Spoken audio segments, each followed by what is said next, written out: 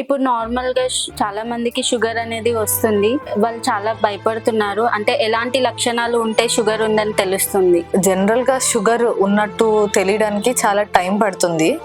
80% of the time symptoms లేకుండానే ఉంటారు. అలా కాకుండా ఒకవేళ సిమ్టమ్స్ డెవలప్ అయితే వాళ్ళకి ఎక్కువగా దాహం వేయడం, ఎక్కువగా ఆకలి ఉండడం, లేదంటే ఎక్కువ సార్లు యూరిన్ వెళ్ళడం, నిద్రలో లేచి యూరిన్ కి వెళ్ళడం లాంటివి జరుగుతుంటాయి. అట్లా కాకుండా క్రానిక్ గా షుగర్ ఉన్నప్పుడు మన ఇమ్యూన్ సిస్టమ్ డౌన్ అవుతుంది కాబట్టి స్కిన్ ఇన్ఫెక్షన్స్ ఫ్రీక్వెంట్ గా రావడం, లేదంటే యూరిన్ ఇన్ఫెక్షన్స్ ఫ్రీక్వెంట్ గా రావడం, ఆ సమస్యతోటి వస్తారు కొన్నిసార్లు పేషెంట్లు. లేదు అంటే కొన్నిసార్లు షుగర్ లెవెల్స్ బాగా హై అయిపోయి దమ్ము తీసుకుంటూ వస్తారు, డీకే అంటారు అనమాట కండిషన్. ఇలా కూడా షుగర్ ఉన్న వాళ్ళు ప్రెజెంట్ చేయొచ్చు.